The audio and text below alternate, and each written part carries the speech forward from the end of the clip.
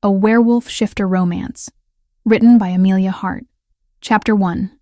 Flames and Shadows. The acrid smell of smoke filled Celeste Nightborn's lungs as she walked through the quiet streets of Ravenshollow on her way home from the library. At 19, she had learned to keep her head down, avoid attention, and most importantly, never let anyone see what she was truly capable of. But tonight, as orange flames licked hungrily at the windows of the old house on Maple Street, all her carefully constructed walls came crashing down. "Help! Someone please help us!"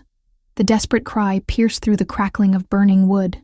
Celeste stopped dead in her tracks, her heart clenching as she spotted a woman on the second floor, clutching a small child against the window. The fire had blocked their only exit, and there was no one else in sight. Celeste looked around frantically. The street was empty. No other pedestrians, no cars, no help coming. The fire department hadn't arrived yet, and by the time they did, it would be too late. "No," she whispered to herself, taking a step back. Not again. But the child's terrified screams shattered her resolve. Celeste closed her eyes, feeling that familiar, terrifying sensation begin to tingle beneath her skin. The energy that lived within her, waiting, wanting to break free. The power her mother had unknowingly passed down through generations of ancient bloodline. She raised her hands toward the burning house, and suddenly the air around her shimmered with an otherworldly light. The flames responded to her call, bending away from the mother and child as if pushed by invisible hands. A pathway of cooled air formed, allowing them to escape through the window and climb down safely. But as soon as they touched the ground, Celeste's control snapped. The energy exploded outward in a wave of raw magic that sent shockwaves through the surrounding area. The burning house's windows shattered completely. Streetlights flickered and died, and the very ground beneath her feet cracked in spiderweb patterns. The magical shockwave hit the mother and child, causing them both to collapse unconscious but unharmed, a side effect she had learned to expect, but never fully control. Celeste fell to her knees, gasping as the power finally released its grip on her. She crawled over to the unconscious pair, checking their pulses with shaking hands. Both were breathing steadily. They would wake up soon with hazy memories of their escape, believing they had somehow managed it on their own. Over the years since her powers first manifested, she had discovered this blessing in disguise. Those overwhelmed by her magic rarely remembered the supernatural elements clearly. Relief flooded through her as she realized no one had witnessed what she was truly capable of. The mother and child were safe, unconscious but alive, and would wake up believing they had found their own way out in the chaos and confusion. From the shadows across the street, a figure watched with ancient eyes that had seen too much suffering and carried the weight of centuries. Hidden beneath a dark hood, the woman's expression mixed recognition with something that might have been regret as she observed the magical display. She had been waiting for this moment for 19 years, ever since she had felt the first stirrings of power in the newborn child, whose mother carried a bloodline she knew all too well. The mysterious figure stepped forward slightly, just enough to get a better look at Celeste's face. The resemblance was there, not physical, but something deeper, more fundamental, the same devastating potential that had once lived within her own heart. The same struggle between destruction and healing that she herself had faced centuries ago. "So it begins," she murmured, her voice carrying the weariness of someone who had watched this cycle play out in different forms across the centuries. The daughter of that bloodline awakens. But before Celeste could notice her presence, she melted back into the darkness, leaving only the faintest trace of lavender and old magic in the air. A signature few would recognize, but one that spoke of power both ancient and terrible. Celeste finally managed to stand, her legs shaking violently. She had saved 2 lives tonight, but she had also lost control again. The house would burn to the ground now, and even though the mother and child were safe, she couldn't stay to explain or help further. She never could, just like when she was 16 and had accidentally destroyed half the town library during a panic attack, her magic responding to her emotional turmoil by shattering every piece of glass within a 3-block radius. Just like when she was 14 and had shattered every mirror in her foster home after a nightmare about the night her parents died. Each catastrophic loss of control had taught her something new about containing the power. Through desperate necessity and countless small accidents, she had slowly built mental walls around her abilities, imperfect barriers that could contain the worst of the magical backlash, but never eliminated entirely. The control was hard-won through years of isolation and fear, learned not from any teacher, but from the painful consequences of letting her emotions run unchecked. But she was dangerous, a monster hiding in human skin, carrying a legacy she didn't understand but couldn't escape. Her parents' death when she was 8 years old remained shrouded in mystery. She remembered fragments, armed figures breaking into their home in the middle of the night, her mother's terrified screams as she tried to protect Celeste, and a burning sensation in her chest that felt like her very soul was being torn apart. Her powers had manifested the very next day, as if her mother's death had somehow awakened something that had been waiting dormant in her blood. Her Aunt Margaret had taken her in after that, but Margaret had been afraid of her from the very beginning. Every time something strange happened, a glass breaking when Celeste was upset, lights flickering during her nightmares, Margaret would flinch and make excuses to leave the room. When Margaret died 3 years ago, Celeste had been almost relieved. No more walking on eggshells, no more pretending to be something she wasn't. The sound of approaching sirens made her stomach drop. She couldn't be here when they arrived, couldn't answer questions she didn't have answers to. With one last look at the destruction she had inadvertently caused, Celeste turned and ran. She didn't stop until she reached her small apartment above the used bookstore where she worked. With trembling hands, she unlocked the door and stumbled inside, collapsing onto her worn sofa. Her apartment was sparse but comfortable. Books lined every available surface, creating a fortress of knowledge and escapism around her lonely existence.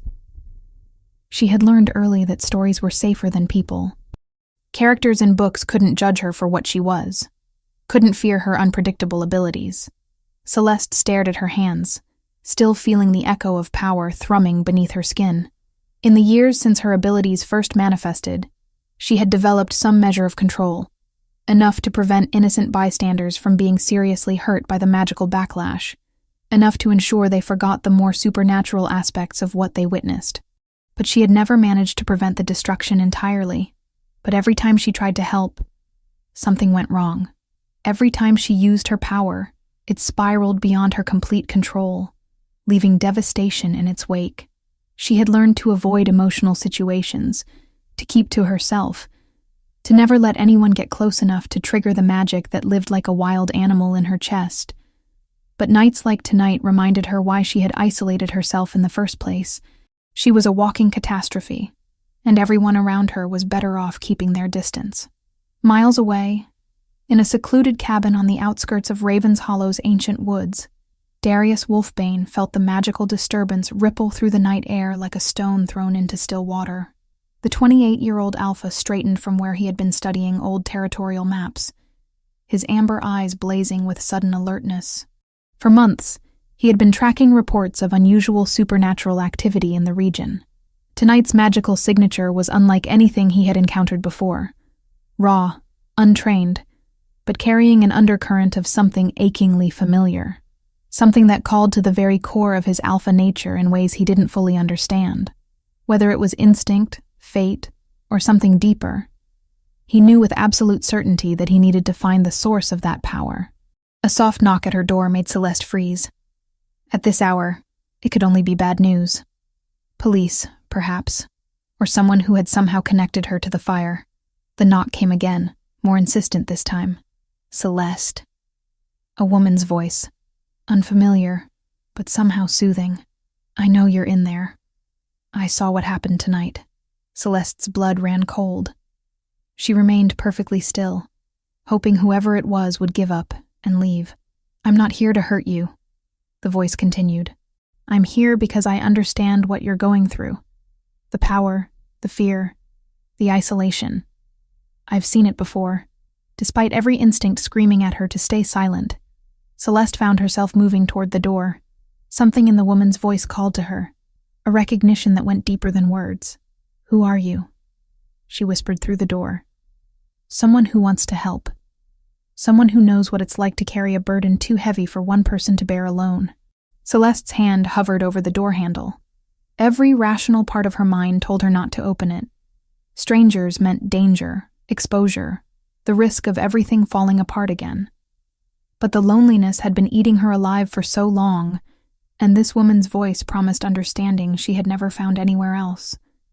Slowly, carefully, Celeste unlocked the door and opened it just a crack. Standing in the hallway was a woman who appeared to be in her 30s, with striking silver-streaked hair and eyes that seemed to hold depths of knowledge that shouldn't exist in someone so young. She wore a simple dark coat, but there was something timeless about her presence, as if she had stepped out of a different era entirely. "My name doesn't matter right now," the woman said gently. "What matters is that you're not alone anymore. May I come in?" Against every instinct of self-preservation she possessed, Celeste stepped aside and let the stranger enter her sanctuary. The woman looked around the apartment with interest, her gaze lingering on the books scattered everywhere. "You're well read. That's good. Knowledge will serve you well in the days to come." "I don't understand," Celeste said, wrapping her arms around herself. "How do you know about what I can do?" The woman turned to face her, and for a moment, Celeste could have sworn she saw centuries of sadness reflected in those ancient eyes. "Because I've been watching over you for a very long time, child. And because your power is far greater than you realize. Greater and far more dangerous." Chapter 2. The Alpha's Shadow. 3 days had passed since the fire on Maple Street, and Celeste Nightborn found herself jumping at every shadow, every unexpected sound. The mysterious woman who had visited her that night had left as quietly as she had arrived, promising to return, but offering no timeline. Sleep eluded Celeste as she replayed their brief conversation, wondering if she had imagined the whole encounter, or if her isolation had finally driven her to hallucinations. The bookstore below her apartment provided little comfort during her shifts. Every customer who entered made her heart race, wondering if they had somehow connected her to the incident. The local newspaper had reported the fire as a miraculous escape with no explanation for how the victims survived. But Celeste knew how precarious her secret remained. Her powers had been unusually quiet since that night, as if the massive release had temporarily drained whatever force lived within her. But she could feel it rebuilding, coiling beneath her skin like a serpent preparing to strike. Over the years since her abilities first manifested, she had learned to recognize the warning signs. The tingling in her fingertips, the way the air seemed to thicken around her when emotions ran high. In the years following her Aunt Margaret's death, Celeste had developed some measure of control over the more dangerous aspects of her magic. She had learned to prevent innocent bystanders from being seriously hurt by the magical backlash, and more importantly, she had discovered that those overwhelmed by her power rarely retained clear memories of the supernatural elements they witnessed. It was a small mercy that had saved her from exposure countless times, though it did nothing to ease the guilt that gnawed at her soul. As twilight settled over Raven's Hollow, Celeste decided to take her usual evening walk through the quieter parts of town. The familiar routine helped calm her nerves, and the approaching darkness made her feel less exposed, less likely to encounter curious eyes or unwanted questions. She wrapped her worn jacket tighter around her frame as she made her way toward the old cemetery at the edge of town. The weathered headstones and gnarled oak trees provided a strange comfort. The dead couldn't judge her, couldn't fear what she was capable of becoming. The night air was crisp with the promise of approaching winter, and a light fog had begun to roll in from the surrounding woods. Celeste's footsteps echoed softly on the cobblestone path as she moved between the rows of graves, reading familiar names and dates that had become like old friends in her solitude. She was so absorbed in her thoughts that she almost missed the figure standing motionless beside the ancient mausoleum at the cemetery's heart. Almost. The man emerged from the shadows with fluid grace that spoke of predatory confidence. Tall and broad-shouldered, he moved with the silent authority of someone accustomed to commanding attention without demanding it. In the pale moonlight, his amber eyes seemed to glow with an inner fire that made Celeste's breath catch in her throat. His presence was magnetic in a way that made the very atmosphere shift and crackle with tension. The shadows seemed to bend around him, as though darkness itself recognized his dominance over the night. "You shouldn't wander alone after dark," he said, his voice low and resonant, carrying the weight of absolute authority, tempered by what might have been genuine concern. Celeste's magic flared instinctively, power surging through her veins in response to the perceived threat. Energy crackled around her fingertips as every nerve in her body screamed danger, but not the kind she was used to. This was something primal, something that called to parts of herself she didn't understand. "Who are you?" she demanded, proud that her voice remained steady, despite the tremor of fear, and something else she couldn't name racing through her chest. The stranger studied her with those burning eyes, his expression unreadable in the dim light. When he spoke, his words carried the weight of generations. "Darius Wolfbane, I'm the alpha of this region, and I've been looking for you." The title hit her like a physical blow. Alpha. The word carried implications of leadership, protection, and deadly strength that spoke of responsibilities stretching back through bloodlines she could barely comprehend. "Looking for me?" Celeste took an involuntary step backward, her magic responding to his presence with chaotic surges that made her fingertips burn. "I don't know what you think I am, but I'm nobody special." Something flickered across his features. Surprise, perhaps, or recognition of the lie she told herself daily.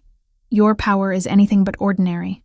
I've been tracking unusual supernatural activity in this region, following instincts I don't fully understand. After what happened 3 nights ago, I knew I had found what I was searching for." The vague explanation sent a chill through Celeste, though something about his words rang with truth. "What do you want from me?" "To help you understand what you are," Darius said, stepping closer.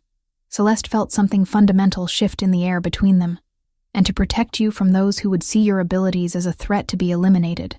There are those called witch hunters, who seek supernatural beings like us. Your power would make you their primary target. A bitter laugh escaped her lips, sharp and hollow in the night air. "So I'm the monster everyone should fear? The thing that needs to be hunted down and destroyed?" "Uncontrolled power is dangerous," Darius said solemnly, his amber eyes never leaving hers. "I've seen what happens when abilities like yours are left without guidance. I won't let you destroy yourself." Without warning, his form began to shimmer and change. Muscles shifted beneath his skin, his frame expanding as primal energy coursed through him. A low, rumbling growl emerged from deep in his chest, vibrating through the ground beneath their feet and resonating in Celeste's very bones. In moments, the man transformed into something magnificent and terrifying. Not fully wolf, but something between human and beast, wrapped in dark fur with eyes that blazed like molten gold. The Alpha revealing his true nature, with a power that made the ancient headstones seem to lean away in respectful fear. Celeste's magic reacted violently, energy surging through her veins in response to his transformation. Power crackled around her fingers with increasing intensity as she fought desperately to maintain control, while wild forces clashed inside her chest. "You think showing me what you are will make me trust you?" she whispered, torn between terror and fascination at the raw power he displayed so effortlessly. Darius's lupine gaze held hers with an intensity that made her breath catch, and her heart race in ways that had nothing to do with fear. "I'm showing you what we both are. Creatures caught between 2 worlds, carrying burdens that others can't understand." As he spoke, something shifted in the air between them, a subtle thread beginning to weave itself around their souls. Ancient magic stirred, recognizing what their conscious minds refused to accept. A mate bond, primal and undeniable, struggled to form despite their resistance and the walls they had built around their hearts. Both recoiled instinctively, pride and fear warring against the deep connection that threatened to tear down every defense they had constructed through years of isolation and pain. "We cannot fight what destiny has already decided," Darius said softly, his voice carrying vulnerability beneath the alpha authority that seemed as natural to him as breathing. Celeste shook her head violently, backing away as panic rose in her throat like bile. "I don't believe in destiny. I won't be claimed by fate or anyone else. I've spent my entire life learning to stand alone, and look where that's brought you," he replied gently, shifting back to his human form with fluid grace. "Hiding in shadows, terrified of your own power, convinced that you're nothing but destruction waiting to happen." The words hit too close to home, stripping away pretenses she had maintained for years. "You don't know anything about me. I know you saved those people 3 nights ago. even knowing it would expose you to danger. I know you've been carrying this burden alone since you were a child, and I know that standing alone against what's coming won't be enough to protect you. From the darkness beyond their confrontation, concealed in shadows that seemed to bend around her form, the mysterious woman from Celeste's apartment watched with ancient eyes full of knowing sadness. She had witnessed this dance before, the delicate balance between power and choice, between love and destruction, between salvation and damnation. The mate bond pulled at both Celeste and Darius like an invisible chain, fighting against their conscious resistance with a force that spoke of something greater than individual will, but fear proved stronger than destiny. At least for now. I need time, Celeste said finally, her voice barely above a whisper. This is all too much, too fast. Darius nodded slowly, understanding flickering in his amber eyes. Time is a luxury we may not have, but I won't force you to accept what you're not ready for. Just remember, you're not as alone as you think you are. The night deepened around them, swallowing their fears and desires in its endless embrace. Without another word, Celeste spun on her heel and fled, her footsteps echoing through the cemetery as she ran from a destiny she neither wanted nor understood. Behind her, Darius remained motionless among the ancient graves, watching her disappear into the shadows, while the mate bond pulled at his soul like a chain he was powerless to break. Above them both, the mysterious woman melted back into the darkness, her mission of observation complete for another night. Each of Celeste's hurried steps carried her closer to a fate that would either save or damn them both, while somewhere in the distance, forces beyond their understanding continued their patient hunt for the girl whose power could reshape their world. Chapter 3. Ancient Guidance. The sleepless nights that followed Celeste's encounter with Darius Wolfbane felt like an eternity compressed into mere hours. Every shadow seemed to harbor watching eyes. Every whisper of wind through her apartment windows carried the promise of approaching danger. The mate bond he had spoken of pulled at something deep within her chest, a constant ache she couldn't ignore or understand. Her shifts at the bookstore became exercises in paranoia. Celeste found herself cataloging every customer, every passerby on the street, wondering if they were ordinary humans or something far more dangerous. The witch hunters Darius had warned her about could be anyone, anywhere, and the knowledge that they were actively seeking her made even the most mundane interactions feel like potential traps. On the fourth night after their cemetery meeting, the mysterious woman returned. Celeste was curled up on her sofa, surrounded by books on folklore and mythology she had been desperately searching through for any mention of powers like hers, when the soft knock came. This time, she recognized the gentle but insistent rhythm immediately. "I told you I would return," the woman said when Celeste opened the door. Up close, in the warm light of the apartment, her ageless features were even more striking. "It's time you learned the truth about what you carry within you." "The truth?" Celeste stepped aside to let her enter, noting how the woman moved with the same fluid grace she had observed in Darius. "Everyone seems to know more about me than I do myself." The woman smiled sadly, settling into the worn armchair across from Celeste's sofa. "That's often the way with power that runs as deep as yours. Those who possess it are frequently the last to understand its true nature. Darius said the witch hunters are looking for me.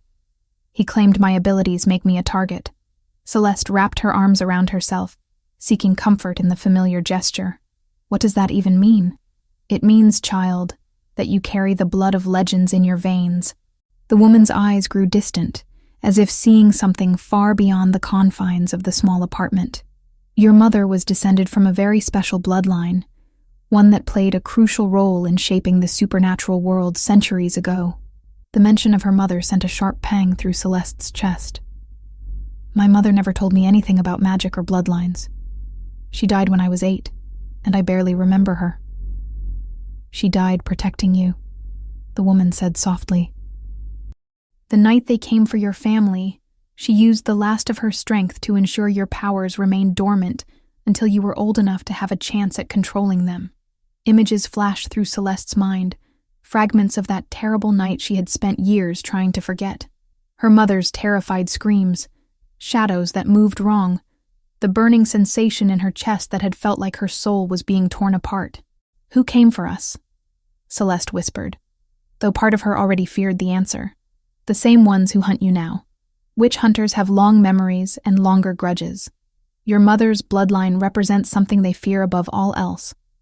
The possibility of change, of a future where their kind of hatred becomes obsolete." The woman stood and moved to the window, gazing out at the sleeping town of Ravenshollow. "But hiding alone in this apartment won't prepare you for what's coming. Your power is growing stronger every day, whether you acknowledge it or not. Soon, you won't be able to contain it at all. Then what do you suggest?" Celeste asked, frustration bleeding into her voice. Darius offered to help, but trusting him feels like stepping off a cliff into nothing. Trust is earned through shared trial, not granted through pretty words. The woman turned back to face her, and for a moment, something ancient and terrible flickered in her eyes. "I can teach you control, help you understand the forces you command. But the training won't be easy, and it won't be safe. Safer than losing control completely," Celeste replied, thinking of the destruction she had caused at the fire, the way her power had exploded outward without regard for innocent lives. The woman nodded approvingly. "Good. Meet me tomorrow night at the old ruins on the eastern edge of town. Come alone, and tell no one where you're going, not even the Alpha who's been shadowing your steps. Darius has been watching me." The revelation should have been alarming, but instead, Celeste felt a strange flutter of something that might have been relief. He's protecting you, in his way. But protection and preparation are different things. What you need now is knowledge, discipline, and the wisdom to choose your path carefully. As the woman moved toward the door, Celeste called out, "Wait, I still don't know your name." The woman paused, her hand on the doorknob. "Names have power, child. When you're ready to understand what that truly means, I'll share mine with you." And then she was gone, leaving only the faint scent of lavender and ancient magic lingering in the air.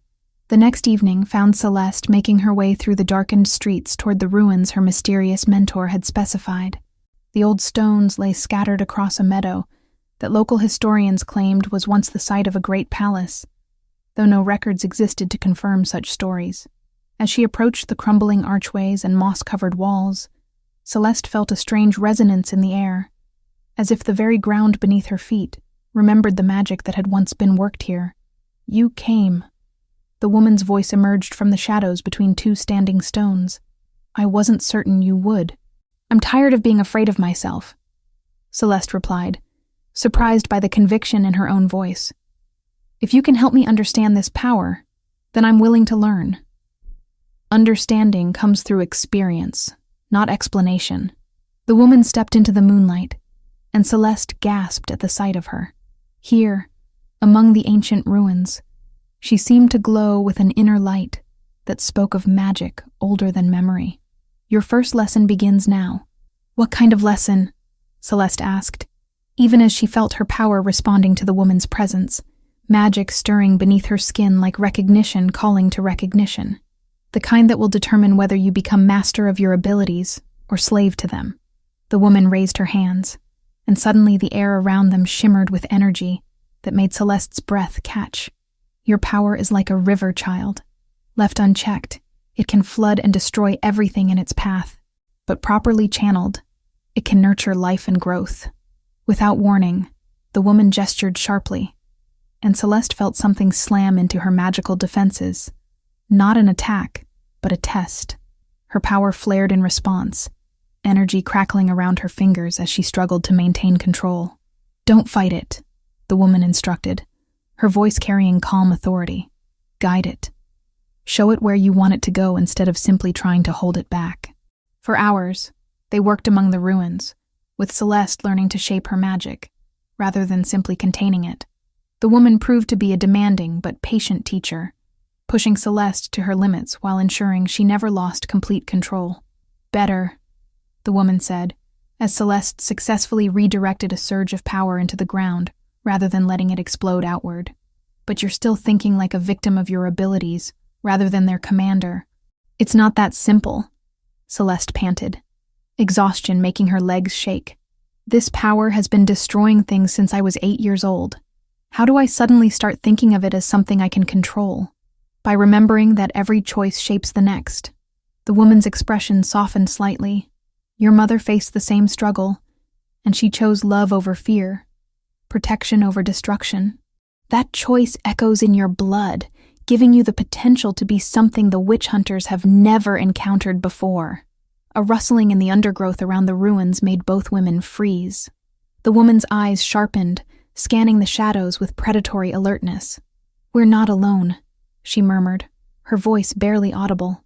From the darkness beyond the standing stones, a familiar figure emerged. Darius stepped into the moonlight, his amber eyes taking in the scene with careful assessment. "The witch hunters have confirmed your location," he said without preamble, his gaze fixed on Celeste. "They'll move within days, possibly hours." "How many?"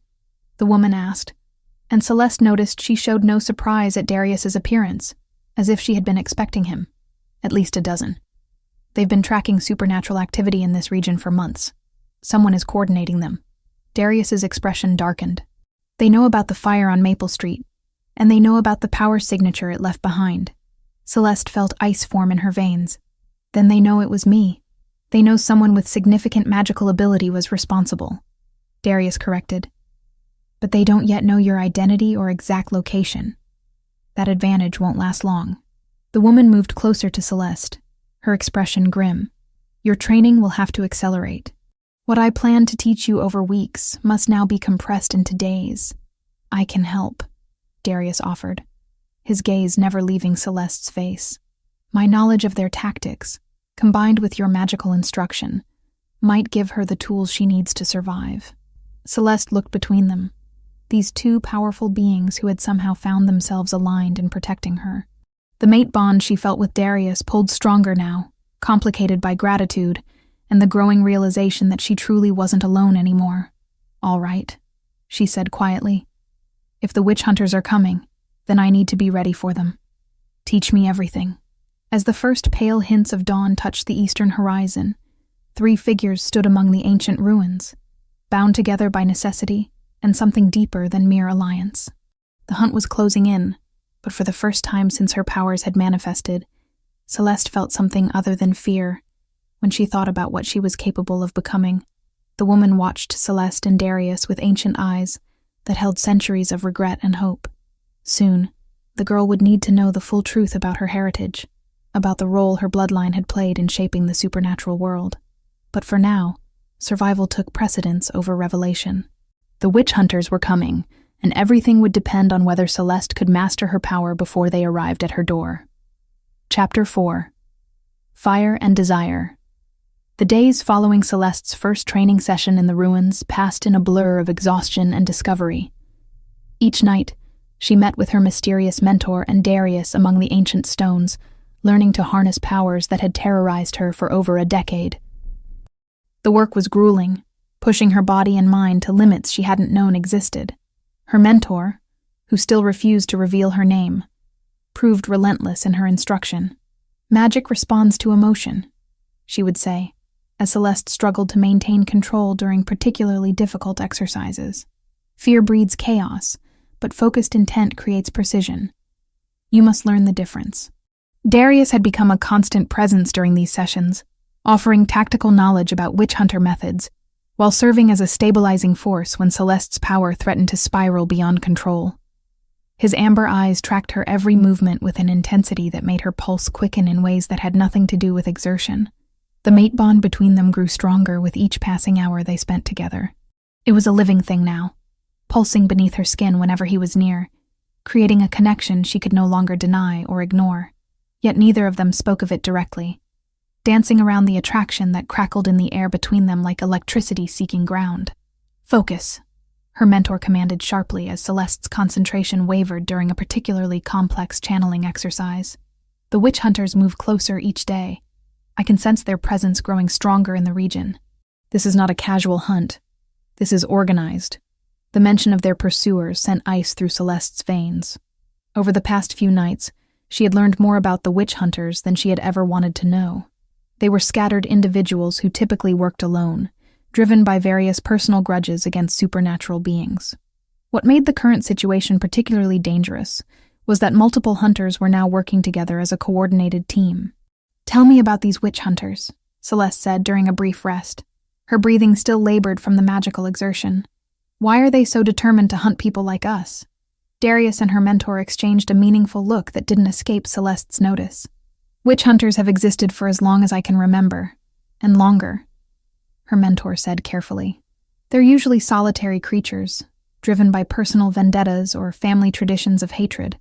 But when they band together like this, it means someone is coordinating them, someone with significant resources and influence." "What kind of someone?" Celeste pressed, sensing there was more to the story than either of them wanted to reveal. "The kind that carries old grudges and has the means to turn personal hatred into organized warfare," Darius replied grimly. "I've seen the aftermath of their work. They're methodical, well-equipped, and utterly ruthless."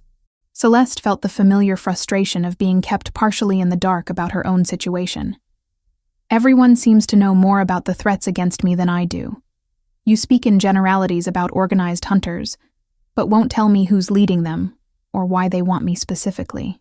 Her power flared with her emotions, sending ripples of energy through the ground beneath their feet. Several of the standing stones began to glow with a faint inner light, responding to the magical overflow. "Control," her mentor said sharply, but there was understanding in her ancient eyes. "I know the uncertainty is difficult, but sometimes knowledge comes with dangers you're not ready to face. Maybe that should be my choice to make." Celeste shot back, her magic crackling around her fingers as frustration mounted. "Maybe I'm tired of other people deciding what I can and can't handle." Darius stepped closer, and immediately she felt the calming influence of their bond. His presence seemed to anchor her, providing a stable point of reference in the chaos of her swirling emotions. "You're stronger than you know," he said quietly, his voice carrying that hint of vulnerability she had come to associate with his more honest moments. But strength without wisdom can be just as dangerous as power without control. The air between them thickened with unspoken tension. They stood barely an arm's length apart, close enough that Celeste could see the flecks of gold in his amber eyes, could feel the heat radiating from his body in the cool night air. "I'm not fragile," she whispered, her voice catching slightly as she looked up at him. "I won't break if you tell me the truth." Something flickered across his features. Desire, admiration, and a hunger that made her breath hitch in her throat. But underneath it all, she caught a glimpse of something else. Guilt, perhaps, or the weight of secrets he carried. "I know you won't break. That's what terrifies me," he replied, his voice rough with emotion. The moment stretched between them, charged with possibility and the weight of everything they weren't saying. Celeste felt herself leaning toward him, drawn by forces both magical and utterly human. Her mentor's sharp cough broke the spell. "Perhaps we should focus on the immediate threat," she said dryly, though her eyes held a knowing glint. "Romance is a luxury for those who aren't being actively hunted." Embarrassment flooded through Celeste, followed quickly by defiance. "My feelings aren't a luxury to be set aside when convenient." "No," her mentor agreed, "but they can be a weakness your enemies will exploit if you're not careful. The connection between you is obvious to anyone with the sight to perceive it. Whoever is leading these hunters will use that bond against you both if given the chance." Darius's expression hardened, and Celeste noticed that flicker of guilt again. "Let them try. I've been protecting what matters to me for longer than they've been hunting. And how well has that strategy served you recently?" The question came from the shadows beyond the ruins, delivered in a voice that carried mockery and cold satisfaction. All three spun toward the source of the voice as figures emerged from the darkness. Men and women dressed in dark tactical gear, their weapons gleaming with an otherworldly light that spoke of magical enhancement. Leading them was a man who appeared to be in his 30s, tall and powerfully built, with eyes that burned with fanatic intensity. There was something deeply unsettling about him, something that made Darius go absolutely still with a different kind of recognition. "Witch hunters," Darius said, his voice dropping into registers that spoke of the wolf beneath his human skin. The leader smiled, but it was a predator's expression, cold and calculating. "Hello, Alpha. I believe you've been expecting us." Celeste felt her mentor's sharp intake of breath. saw Darius's hands clench into fists as the reality of their situation became clear. "You've been tracking us," her mentor said, her voice carrying centuries of controlled anger. "For some time, yes. Your student's magical signature is distinctive. It wasn't difficult to follow once we knew what to look for." The man's gaze shifted to Celeste with interest that made her skin crawl. "The last descendant of a very special bloodline. Do you have any idea how long we've been searching for someone like you?" "Enough," Darius snarled, and Celeste could see his control beginning to fray around the edges. The air around him shimmered with barely contained power. But the leader wasn't finished. "Did your protectors tell you the whole truth about why you're so valuable? Did they mention that your bloodline represents something we've been trying to eliminate for centuries?" The words hit Celeste like physical blows. She turned to look between Darius and her mentor, searching their faces for denial, for any sign that the hunter was lying. The guilt and pain she saw there told her everything she needed to know. "What truth?" she whispered, her voice barely audible above the pounding of her own heart. "The truth about what your power really represents. The truth about why your kind can never be allowed to flourish again." The hunter's eyes blazed with fanatic certainty. "But perhaps most importantly, the truth about whether your alpha is protecting you, or using you to draw us out for his own revenge." Darius's jaw worked silently for a moment, and Celeste felt something cold settle in her chest as she saw the way he couldn't quite meet her eyes. "Is it true?" she asked, her voice growing stronger, even as her world threatened to tilt on its axis. The witch hunters had formed a loose circle around them, their enhanced weapons trained on all three figures in the center. Their leader watched the drama unfold with obvious satisfaction. "You see how it is, girl," he called out. "Everyone has been lying to you about who they really are and what they really want. But we're here to offer you clarity."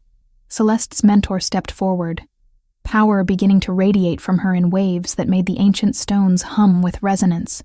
"Enough talk. If you want her, you'll have to go through both of us." "Oh, I intend to," the hunter replied. "But first, I think our young friend deserves to know exactly who she's been trusting." The battle erupted without further warning. Witch hunters attacked from all sides while their leader held back, watching with predatory interest. Celeste's mentor moved with deadly grace, her magic striking down attackers with precision born of centuries of experience. But Celeste stood frozen in the chaos, her power surging wildly as emotions tore through her like a hurricane. The leader's words echoed in her mind, mixing with the guilt she had seen in Darius's eyes and the desperate way her mentor fought to protect her. "Focus!" her mentor shouted over the sounds of battle. "Channel your power or we all die here." Looking around at the violence surrounding her, at Darius fighting desperately against multiple opponents, at her mentor wielding magic with lethal efficiency, Celeste made a choice. She stopped trying to control her power, and instead let it flow through her like a river finding its course. Energy exploded outward from her in waves, but this time it was directed, purposeful. The witch hunters' enhanced weapons shattered under the magical assault, their formations breaking as they were forced to retreat. But even as she fought, questions burned in her mind. Who was their leader? What had he meant about her bloodline? And most painfully, was there truth to his suggestion that Darius had been using her as bait? The battle raged on among the ancient ruins, supernatural beings fighting for their lives against enemies who carried grudges as old as memory, while around them the very stones seemed to whisper of secrets that had been buried far too long. Entendi? Você quer que eu... Chapter 5. Shattered Truths. The battle among the ancient ruins raged with a violence that seemed to tear at the very fabric of reality itself. Celeste's power flowed through her like molten lightning, no longer the chaotic force that had terrorized her for years, but a directed weapon that shattered witch hunter formations and sent their enhanced weapons spinning into useless fragments. But even as she fought with newfound control, the leader's words burned in her chest like poison. The suggestion that Darius had been using her as bait, the hints about her bloodline representing something the hunters had sought to eliminate for centuries. It all swirled together in a maelstrom of betrayal and confusion that threatened to overwhelm her hard-won discipline. The witch hunter leader remained at the edge of the conflict, his calculating gaze fixed on the three supernatural beings as they fought for their lives. There was something deeply unsettling about his stillness, as if he were waiting for the perfect moment to reveal some final, devastating truth. "You fight well for someone who doesn't understand what she truly is," he called out over the sounds of combat, his voice carrying easily despite the chaos. "But ignorance won't protect you forever."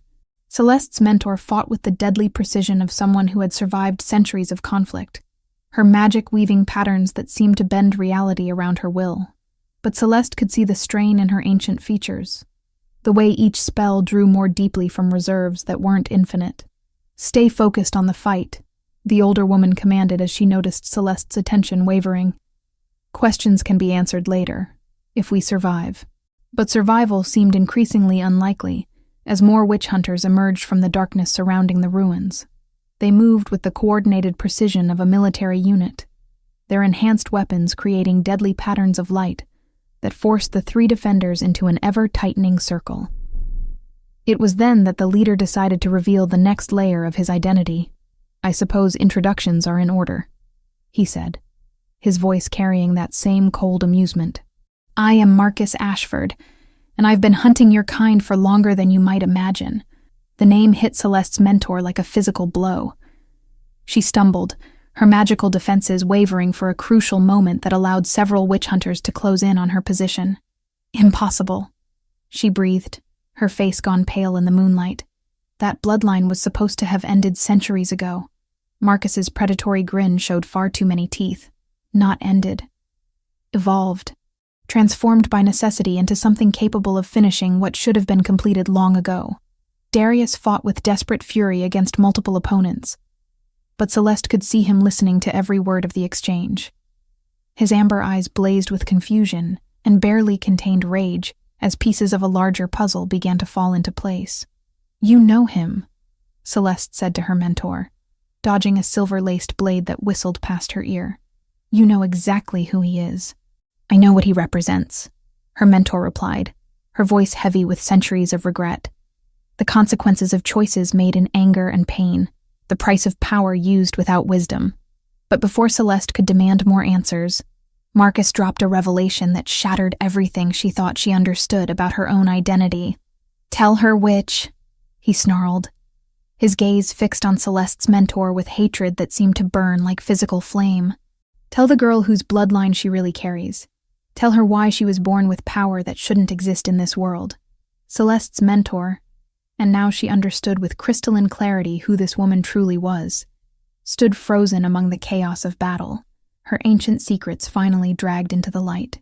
"Your mother," she said quietly, her voice somehow carrying clearly despite the sounds of combat surrounding them, "was descended from Lyra and Thane, the only two people who ever managed to break through my curse with the power of their love." The revelation hit Celeste like a thunderbolt. Suddenly, everything made terrible sense. Her unprecedented magical abilities, this woman's intense interest in her training, the way her power seemed to resonate with the ancient ruins around them. "You're her," Celeste whispered, backing away from the woman who had claimed to be her mentor. "You're Dahlia, the witch from the old stories, the one who cursed the ancient kingdom." Dahlia's carefully constructed mask finally crumbled, revealing depths of anguish and guilt that stretched back centuries. "I am. And you, child, carry the blood of the only people who ever showed me that love could triumph over vengeance." Marcus's triumphant howl echoed across the battlefield. "Now she knows the truth. The daughter of the bloodline that broke your curse, trained by the witch who created it in the first place.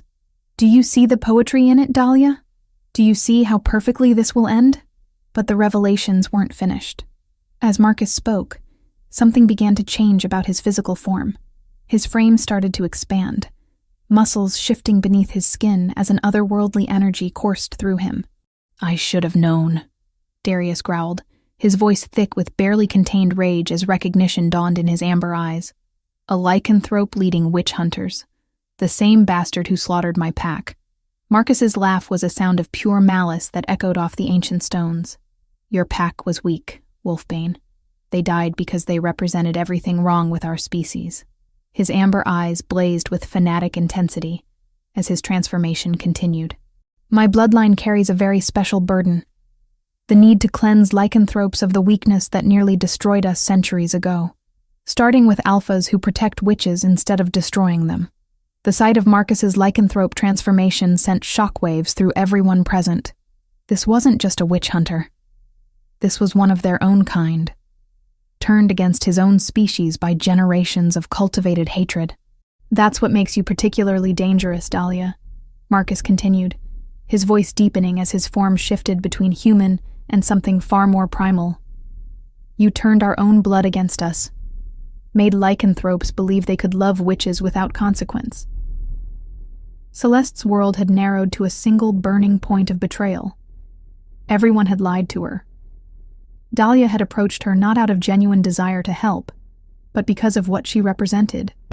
The woman she had begun to trust and even love as a mentor had been manipulating her from the beginning. "All of it was lies," she said, her voice hollow with hurt and disbelief. "Everything you told me, everything you made me believe about myself, it was all manipulation." "No," Dahlia said desperately, stepping toward her. "My feelings became genuine. Watching you struggle with the same darkness I once faced, seeing your courage—" "Don't," Celeste interrupted, her voice sharp as broken glass. "Don't pretend you care about me when you've been using me from the beginning." But then Marcus's words about Darius hit her with renewed force, and she turned to the alpha who had become both her salvation and her betrayer.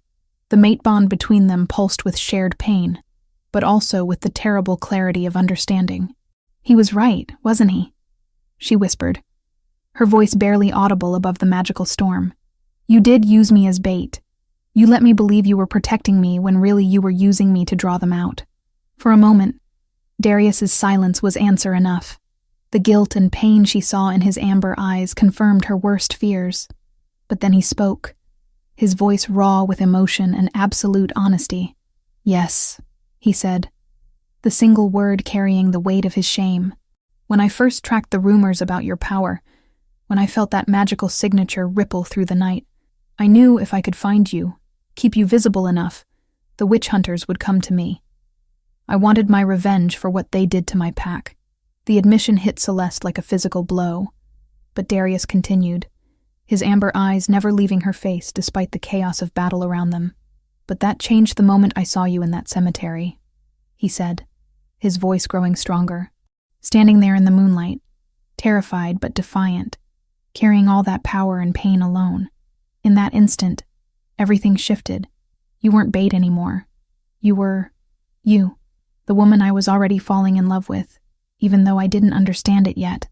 Celeste felt her breath catch as he stepped closer, despite the witch hunters still fighting around them.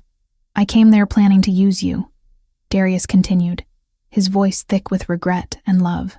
"But I left there knowing I would die before I let anyone hurt you. The mate bond, your courage, the way you looked at me like I might actually be worth trusting. It changed everything. From that night forward, every choice I made was about protecting you, not using you." The honesty in his words, the raw vulnerability in his amber eyes, cut through Celeste's anger like sunlight through storm clouds. The mate bond between them pulsed with the truth of his confession, and she could feel that he meant every word. Marcus Ashford, now fully transformed into his lycanthrope form, larger and more powerful than any normal shifter, his amber eyes blazing with centuries of inherited hatred, raised his voice above the magical chaos. "Do you see now why our kinds cannot coexist? Witches bring nothing but corruption and chaos. Even those who claim to love them end up as collateral damage in their destructive wake." The words were meant to break whatever remained of the bonds between Celeste, Dahlia, and Darius, and for a terrifying moment, it seemed they might succeed. But then Celeste looked at Dahlia's ancient eyes, saw centuries of regret, and the desperate hope that this time, things might end differently. She looked at Darius, bloodied and exhausted, but still standing ready to protect her, despite everything Marcus had revealed, despite the painful honesty of his confession. And she made a choice. Instead of letting her power consume everything in its path, she pulled it back into herself, accepting the pain, but refusing to let it define her. The magical storm began to subside, though the ancient stones continued to glow with residual energy. "I'm not you," she said to Marcus, her voice carrying clearly across the battlefield. I won't let old hatred and betrayal turn me into something monstrous. That ends here. Marcus's eyes blazed with fury as he realized his psychological warfare had failed. Then you'll die, as naively as your ancestors lived. But before he could launch himself at Celeste, Dahlia stepped forward, her own power crackling around her in patterns that spoke of magic older than written history. She won't die at all, Dahlia said quietly, her voice carrying absolute certainty. Because I won't let the same mistakes be repeated. Not again. The final confrontation was about to begin, with centuries of hatred and betrayal coming to a head among ruins that had witnessed far too much blood already. But this time, Celeste would face it not as a victim of her own power or others' deceptions, but as someone who had chosen love and trust over vengeance and isolation. The mate bond that connected her to Darius pulsed with renewed strength, strengthened rather than broken by his honesty, and even her complicated relationship with Dahlia carried the possibility of redemption. Whatever happened next, she would not face it alone. The truth had shattered her world, but from those broken pieces, something stronger was about to be born. Chapter 6. Blood and Redemption. The ancient ruins trembled as three forces of supernatural power prepared for a confrontation that would determine the fate of everyone present. Dahlia stood between Marcus Ashford and Celeste, her centuries-old magic crackling around her like controlled lightning, while the lycanthrope descendant of ancient kings radiated fury that seemed to darken the very air around him. Celeste felt the weight of revelation crushing down on her chest. Everything she had believed about her mentor, about her own heritage, about the people she had begun to trust. All of it had been built on foundations of ancient secrets and carefully constructed deceptions. Yet beneath the betrayal burned something stronger.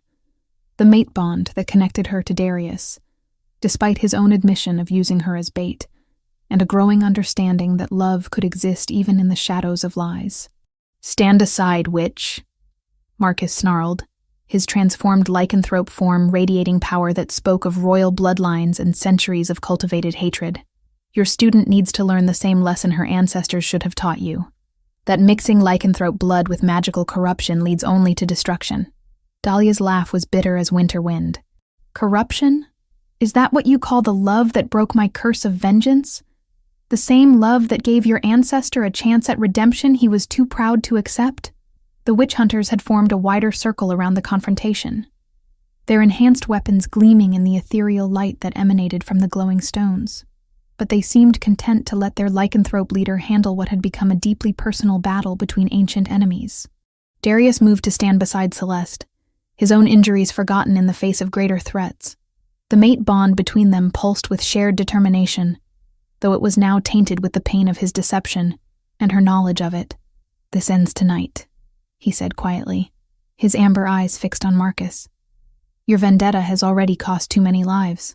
"My vendetta?" Marcus's voice dropped to a growl that seemed to shake the ground beneath their feet. "Your precious witch destroyed an entire kingdom because she couldn't accept that political alliances sometimes require personal sacrifice. My ancestor's marriage to a human princess would have secured peace for generations." Dahlia's expression cracked, revealing pain that had festered for centuries. "He promised me everything, and then discarded me like I was nothing. I was young, foolish, and consumed by power I didn't understand. But at least I learned from my mistakes." "And what did you learn?"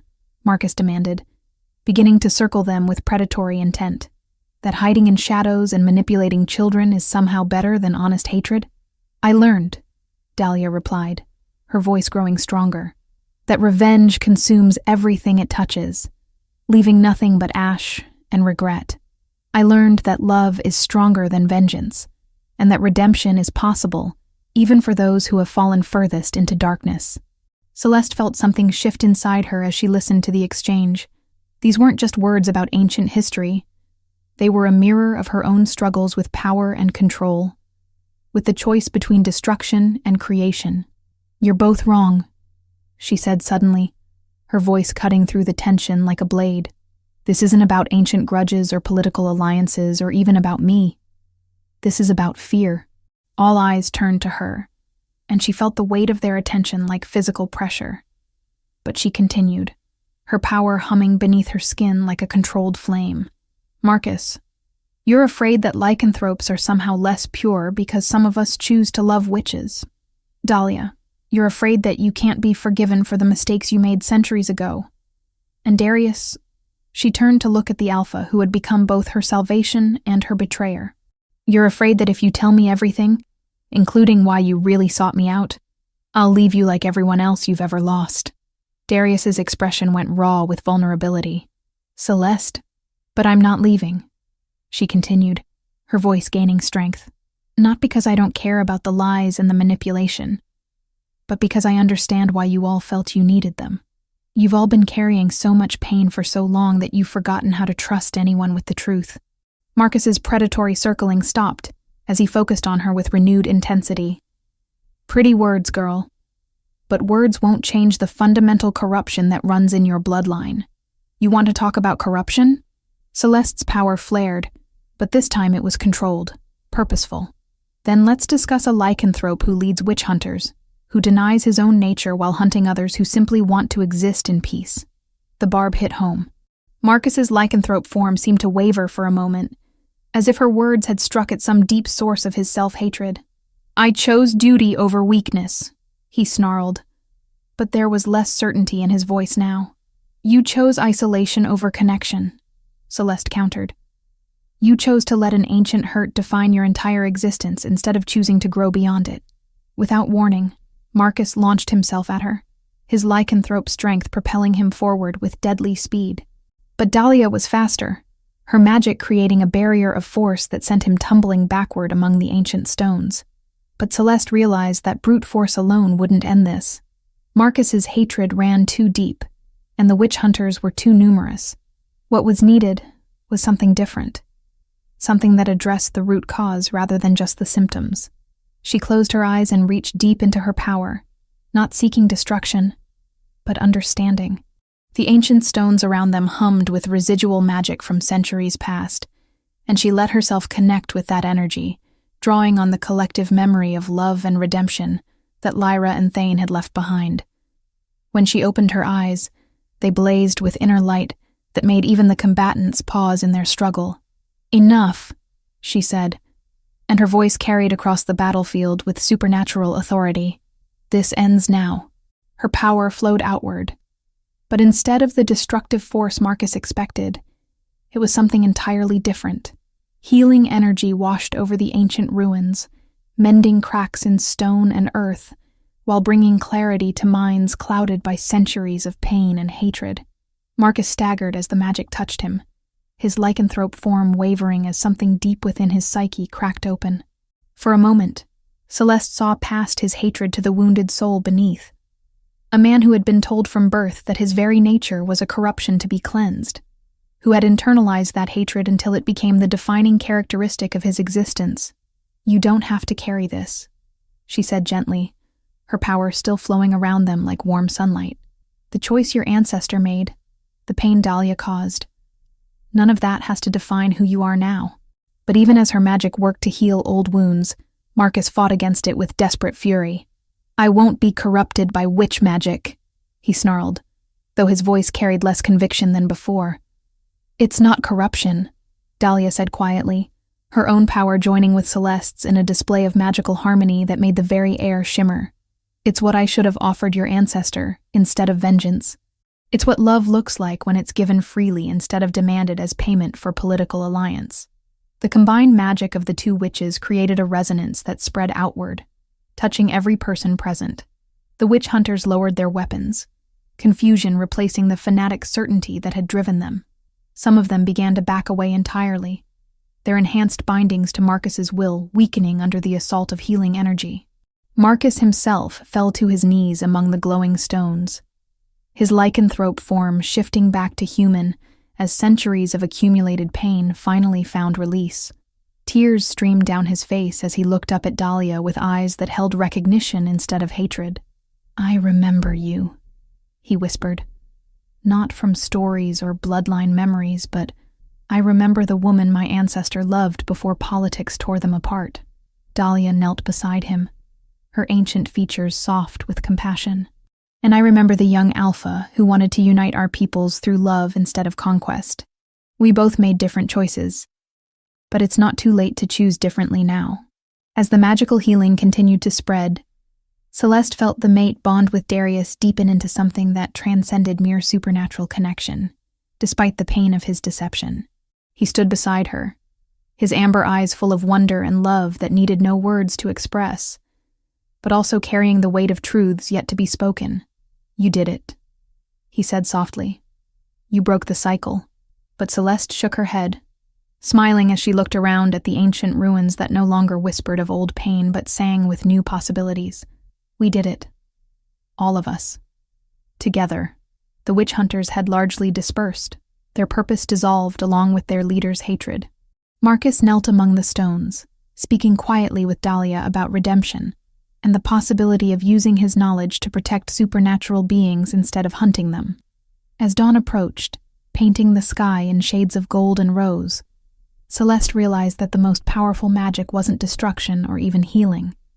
It was the choice to forgive, to grow, and to love, despite the pain that choice sometimes required. The ancient curse was truly broken now, not through violence or vengeance, but through the courage to offer compassion, even to those who had caused the greatest harm. And in that breaking, something new was born. A future where lycanthropes and witches, humans and supernatural beings, could choose connection over isolation. Standing among the ruins where so much pain had been carried for so long, Celeste felt the weight of her heritage not as a burden, but as a gift. She was the daughter of love that had conquered vengeance, the student of a witch who had learned wisdom through centuries of regret, and the mate of an alpha who had chosen protection over revenge, even if his methods had been deceptive. The dawn was theirs, and with it, the promise of a world remade through the simple radical act of choosing love over fear. But beneath that hope lay the knowledge that truths still needed to be spoken, that Darius's admission of using her as bait was only the beginning of revelations yet to come. For now, though, they had won something precious. The chance to build a future based on healing rather than hatred, on love rather than fear. And as the sun rose over Raven's Hollow, it illuminated not just the transformed ruins, but the transformed hearts of those who had chosen forgiveness over vengeance. Chapter 7. Sacred Bonds. The dawn that broke over Raven's Hollow painted the ancient ruins in shades of gold and amber, casting long shadows that seemed to dance with the lingering magic still humming through the weathered stones. The battle was over, but its aftermath had left everyone changed in ways both profound and subtle. Marcus Ashford sat among the broken stones where his ancestors' hatred had finally found peace. His face streaked with tears that spoke of centuries of burden finally lifted.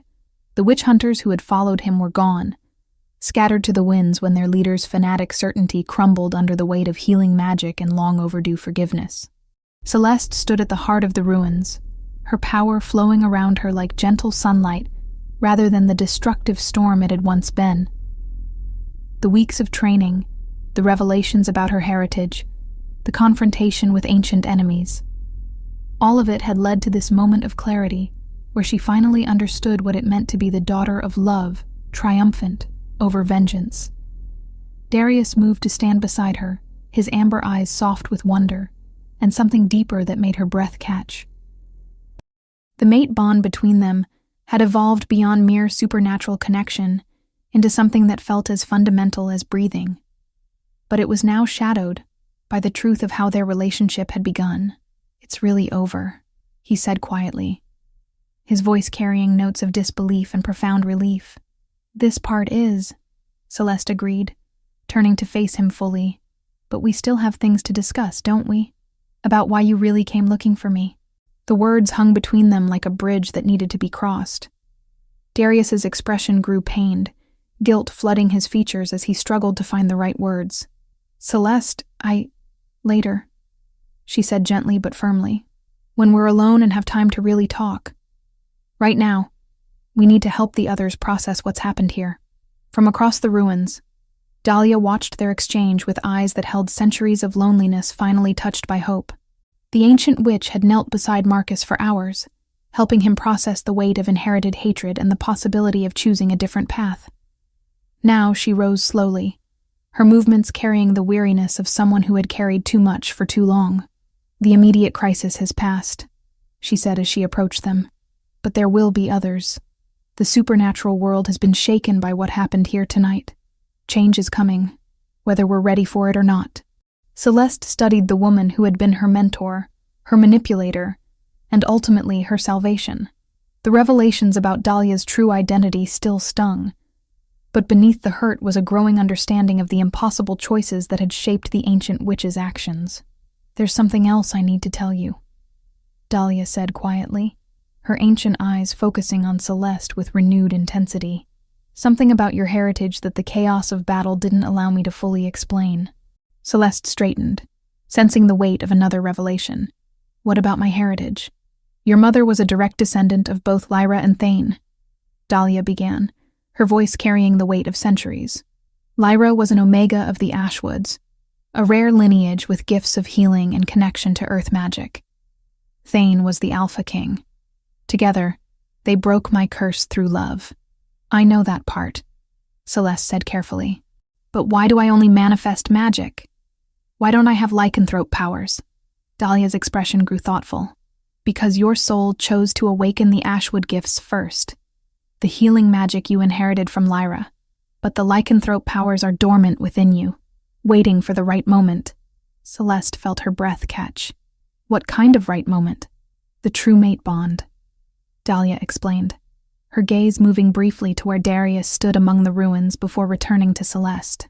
"When you fully accept the connection with your destined alpha, when the bond becomes complete, it may awaken the lycanthrope heritage sleeping in your blood. Strength, enhanced senses, perhaps even transformation. Everything may come gradually."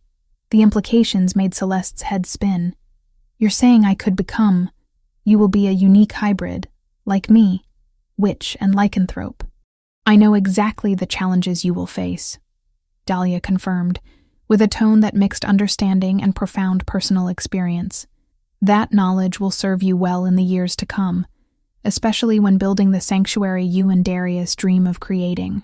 Darius looked up sharply at the mention of their shared dreams, hope and uncertainty warring in his expression. Despite everything that had been revealed, despite the deceptions and manipulations, the vision of something better still called to all of them. "What will you do now?" Celeste asked Dahlia. "Where will you go?" Dahlia's expression grew contemplative as she gazed out over the ruins that had witnessed so much pain and finally, healing. "My mission here is complete. For centuries I've been trapped in a cycle of guilt and regret, trying to atone for the destruction I caused. But watching you choose love over vengeance, seeing Marcus find peace instead of perpetuating hatred, I think I've finally learned what redemption actually looks like." "That sounds like goodbye," Darius observed, his protective instinct still sharp despite the peaceful resolution. "Not goodbye," Dahlia replied with a smile that transformed her ancient features. "Think of it as, until we meet again.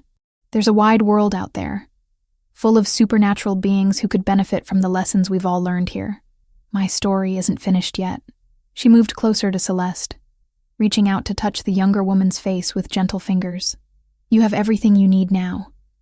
Power tempered by wisdom, love strengthened by trial, and the courage to choose your own path. Don't let anyone, including me, convince you otherwise." "Thank you," Celeste said quietly. "For the training, for the truth, even for the lies. I understand now why you made the choices you did." Dahlia's eyes glistened with unshed tears. "You are so much stronger than I ever was at your age. Your mother would be proud of the woman you've become." As the sun climbed higher, painting the ruins in brilliant morning light, Dahlia began to fade at the edges, her form becoming translucent as ancient magic carried her away from the place where she had finally found peace. "Remember," her voice came as a whisper on the morning breeze, "power without love consumes, but love without courage accomplishes nothing. You have both now. Use them well." And then she was gone, leaving only the faint scent of lavender and the promise of stories yet to be written. Marcus approached them hesitantly, his face still showing the strain of emotional transformation, but his eyes clear for the first time in generations. "I owe you both an apology that words can't adequately express," he said, My hatred nearly destroyed everything good in this world. Hatred inherited isn't the same as hatred chosen.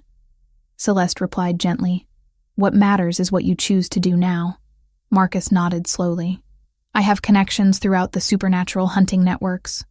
Resources, safe houses, information networks that could be turned toward protection instead of persecution.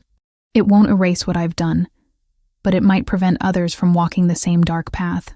Redemption is a journey, not a destination, Darius said, his alpha authority lending weight to the words.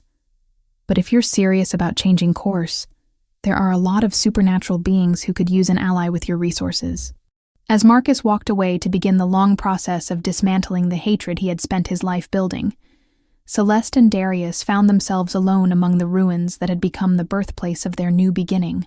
The mate bond hummed between them, no longer a source of conflict, but a foundation that would need to be rebuilt with honesty. Darius turned to face her fully, his hands hanging at his sides as he struggled with words that needed to be spoken. Celeste, about what Marcus said, he began, his voice rough with emotion. About me using you as bait.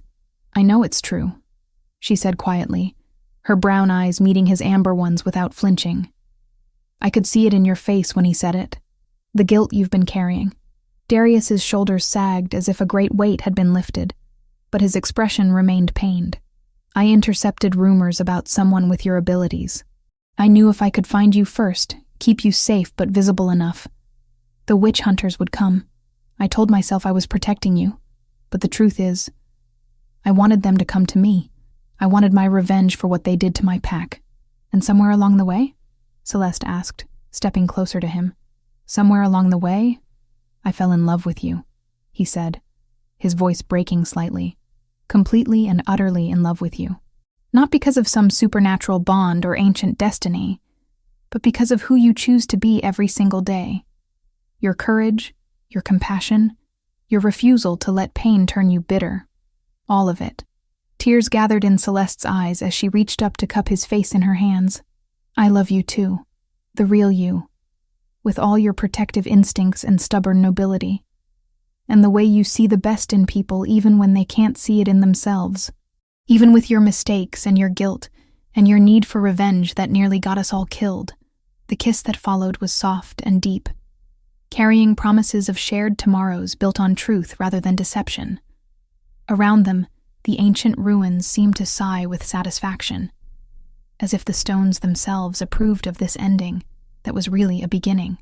When they finally broke apart, Darius rested his forehead against hers, his amber eyes bright with possibility and hope. So, what happens now? Do we try to build something real together, despite how it started? Celeste smiled, her hand finding his as naturally as breathing. We build something better, something honest, and we help others who are struggling with powers they don't understand or hearts that have been broken by hatred. A school? Darius's eyes lit up with renewed purpose. Somewhere safe for supernatural children to learn control and acceptance. A school, a sanctuary, a place where different kinds of magic can coexist and strengthen each other. Celeste agreed. What do you think? Ready to help me change the world for real this time? Darius's grin was answer enough, but he spoke anyway. With you? I'm ready for anything. And this time, I promise to tell you the truth about everything, even when it's painful. As they walked away from the ancient ruins hand in hand, the morning sun warming their faces and the mate bond singing with contentment between them, Celeste felt the weight of her heritage settle into something comfortable and strong. She was the daughter of love triumphant, the student of wisdom hard-won, and the partner of an alpha who had chosen to change rather than remain trapped by his pain. Behind them, the ruins began to bloom with new growth, flowers pushing up through cracks in ancient stone, vines wrapping around broken columns with gentle persistence. The site that had witnessed so much pain was transforming into something beautiful, just as the people who had fought there were transforming into something greater than they had been alone. The future stretched out before them, full of challenges and possibilities in equal measure. There would be other supernatural beings who needed guidance, other conflicts that required wisdom and strength to resolve, other chances to choose love over fear.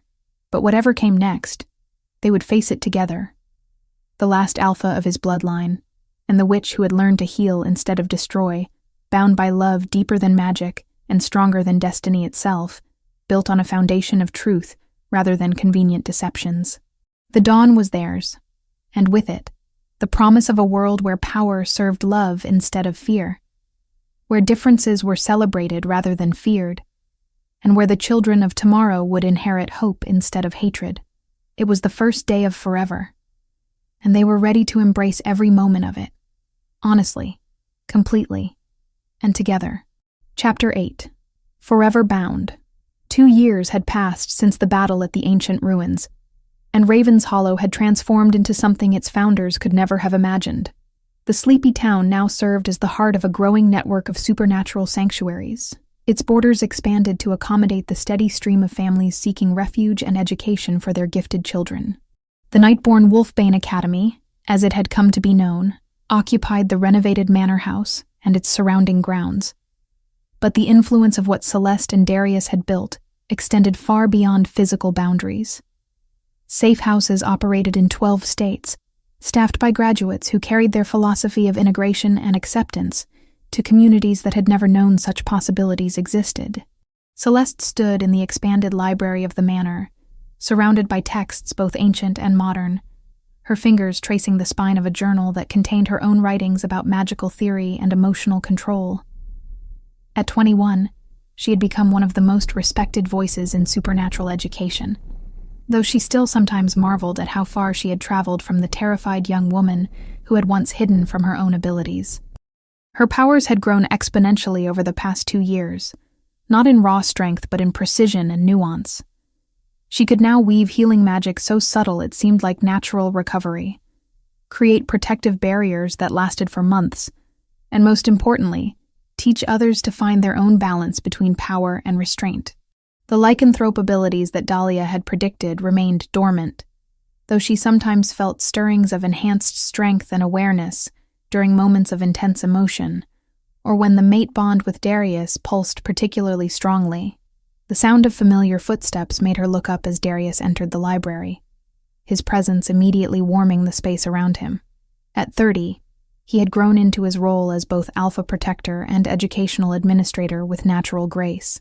The responsibilities of leadership sat easily on his shoulders, tempered by the wisdom he had gained through their shared trials and the honesty they had fought to build between them. The quarterly council meeting went well, he reported, settling into the chair beside her desk.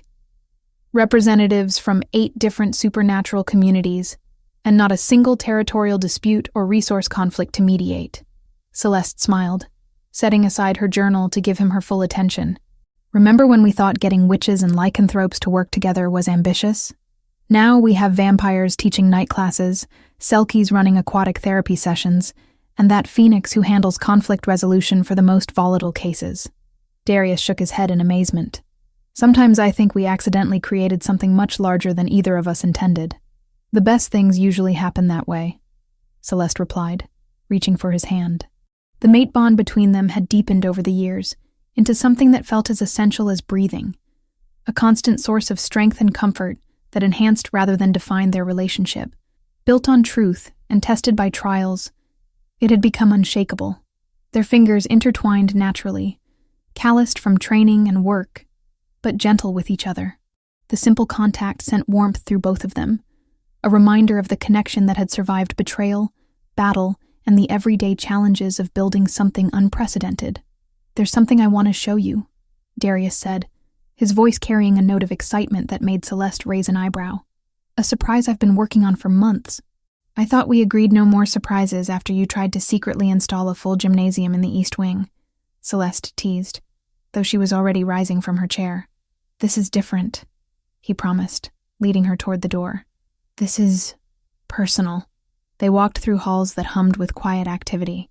Evening study sessions were in progress, with small groups of students from various supernatural backgrounds working together on everything from basic magical theory to advanced shape-shifting control. The sight still filled Celeste with deep satisfaction. Young people who would grow up knowing that their abilities were gifts to be developed, rather than curses to be hidden. Darius led her outside, where the autumn air carried the scent of wood smoke, and the last blooming flowers of the season. They walked past the training grounds where older students practiced combat skills under the watchful eye of Marcus Ashford, who had become one of their most valuable instructors. His transformation from hunter to protector had been complete, and his knowledge of supernatural weaknesses had proven invaluable in teaching defensive techniques. "Where exactly are we going?" Celeste asked, as they continued past the main buildings toward a section of the grounds she rarely visited. "Patience," Darius replied with a grin that made her stomach flutter in the most pleasant way. "We're almost there." They crested a small hill that overlooked the ruins where their story had truly begun. The ancient stones were completely covered in flowering vines now, creating a garden that bloomed year-round through some lingering magic that made the site beautiful, rather than haunting. A narrow path led down to a clearing Celeste didn't recognize, where someone had clearly been working to create something special. In the center of the clearing stood a small pavilion, built from local stone and aged timber, its design echoing the architecture of the ancient ruins, while clearly being newly constructed.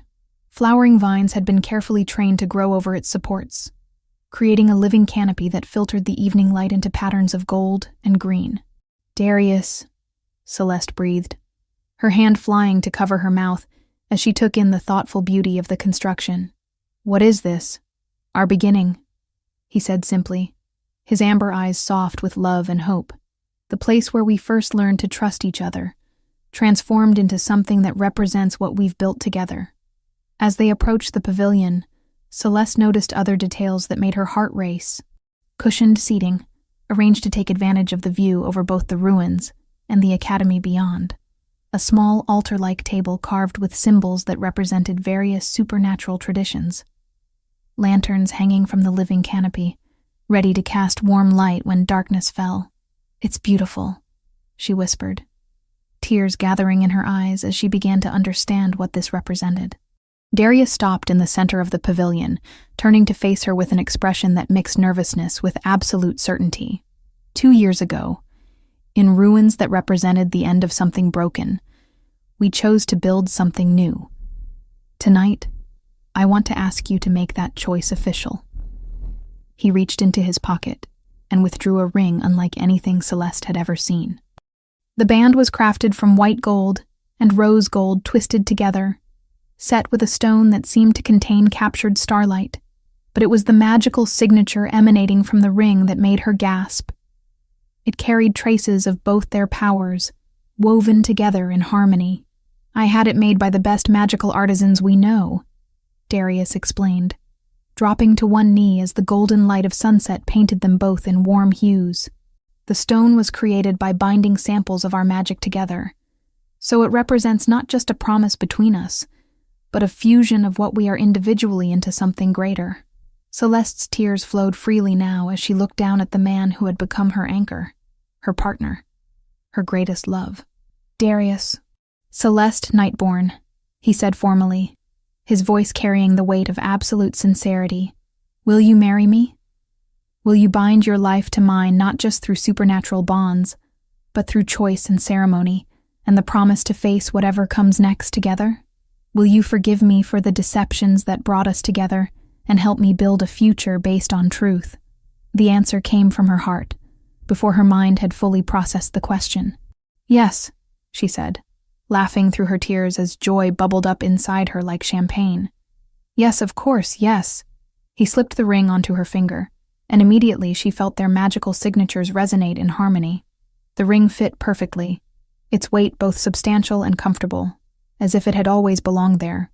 Darius rose and pulled her into his arms, spinning her around the pavilion as they both laughed with pure happiness. When he set her down, they were both breathless and grinning like teenagers despite everything they had been through. "I love you," he said, cupping her face in his hands. "Not because fate chose you for me, but because every day you choose to be the most incredible woman I've ever known, even when you choose to forgive someone who doesn't deserve it." "I love you too," she replied, her hands coming up to cover his. "My alpha, my partner, my heart. The man who learned to choose truth over convenience and protection over revenge." The kiss that followed was soft and deep, carrying promises of shared tomorrows and the sweet certainty of love that had been tested by fire and emerged stronger. Around them, The pavilion seemed to glow with approval, as if the magic they had woven into this place recognized the significance of the moment. When they finally broke apart, the sun had fully set, and the lanterns Darius had hung began to illuminate automatically, casting warm light over their private celebration. "So," Celeste said, admiring the ring that caught and reflected the lantern light like a captured star. "When were you thinking?" "Whenever you want," Darius replied, "though I was hoping for something here, surrounded by the family we've chosen and the community we've built." "Spring," Celeste said immediately, "when everything is blooming and new again, when we can have the ceremony outside and invite everyone who's become part of our story."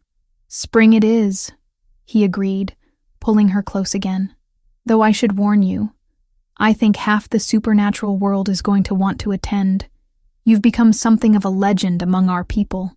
"We've become something of a legend," she corrected, "and I can't think of a better way to celebrate than surrounded by everyone whose lives have been touched by what we've built together." They spent the rest of the evening in the pavilion, talking about their future and watching the lights of the academy twinkle in the distance. Students moved between buildings, their voices carrying on the night air, along with the sounds of a community at peace with itself. 6 months later, on a perfect spring day, when the ruins bloomed with flowers that seemed to dance in the gentle breeze, Celeste and Darius exchanged vows before an assembly that included vampires and phoenixes, selkies and lycanthropes, witches of every tradition, and humans who had chosen to be part of something larger than themselves. Marcus Ashford, transformed completely from hunter to protector, served as Darius's best man. A young witch named Sarah, one of their first students, stood as Celeste's maid of honor. The ruins themselves seemed to participate in the ceremony, their ancient stones glowing with gentle inner light as if blessing the union taking place in their shadows. The ceremony itself was simple but profound, incorporating traditions from multiple supernatural cultures, while focusing on the essential promise to choose each other every day for whatever time they were given. As they spoke their vows surrounded by the community they had built, magic swirled gently around them. Not the wild, destructive force Celeste had once feared, but power guided by love and tempered by wisdom.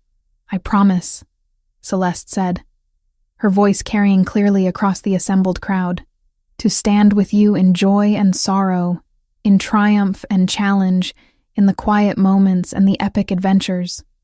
I promise to choose love over fear, trust over doubt, and hope over despair. I promise to build with you a future worthy of all the dreams we dare to share." "I promise," Darius replied, his amber eyes never leaving her face, "to protect not just your body, but your dreams, not just your present, but your possibilities. I promise to be your anchor when the storms come, and your wings when you need to soar. I promise to love you, not just for who you are, but for who you choose to become every single day. And I promise to always tell you the truth, even when it's difficult." When they kissed to seal their union, the magic that surrounded them pulsed outward like a gentle wave, touching every person present with warmth and hope. Flowers bloomed more brightly. The ruins glowed with inner light, and somewhere in the distance, church bells began to ring in celebration. Later, as the reception continued under stars that seemed unusually bright, Celeste stood with her new husband overlooking their academy and the town beyond. Her ring caught the moonlight, sending small sparkles of captured magic dancing across the ground at their feet. "Any regrets?" Darius asked, echoing the question he had posed on their first night together in the ruins. Celeste smiled, her hand finding his as naturally as breathing. "Not even one," she replied. "This is exactly where we're supposed to be." Around them, their chosen family celebrated under the vast night sky, their laughter mixing with music and the gentle rustle of wind through the flowering vines. Tomorrow would bring new challenges, new students, new opportunities to choose love over fear and build bridges where others saw only divisions. But tonight was perfect, complete, and entirely theirs. The daughter of love triumphant, and the alpha who had learned to choose truth over convenient deceptions stood together under the stars, bound by vows deeper than magic and stronger than destiny. Their story had begun with fire and shadow, but it had become something luminous and lasting, a testament to the power of choosing hope, even in the darkest of times. The future stretched before them, bright with promise and full of possibilities they would explore together. And in the gentle glow of magical light that surrounded them, in the sounds of celebration that filled the night air, in the simple fact of their joined hands, lay all the proof anyone needed that love, freely chosen and fiercely protected, could indeed transform the world. Their beginning was complete, but Celeste and Darius's journey is only the beginning of something much greater. In Raven's Hollow and beyond, other souls are awakening to powers they don't understand, battling ancestral fears, and seeking the same transformative love our protagonist discovered. The supernatural world pulses with untold stories, witches discovering their magical heritage, alphas confronting imposed destinies, and beings of unimaginable power walking among the shadows. Each carries secrets that could change everything. And what of Celeste and Darius? Their academy flourishes, but whispers arrive from distant lands about ancient forces stirring. Dahlia remains a mystery. Where have her steps led her? Has Marcus found true redemption? Or are there more chapters in his transformation? Some say that on full moon nights, when wind blows through the flower-covered ruins, echoes of magic still dance in the air. Others claim to have seen familiar figures walking among the ancient stones, as if certain stories never truly end. The truth is that the love which broke centuries-old curses left marks on the world, waves of change still spreading, touching lives we may never know exist. For now, we leave our protagonists in their well-deserved happiness. But destiny has mysterious ways of interweaving paths, and some stories are too grand for a single journey. The end.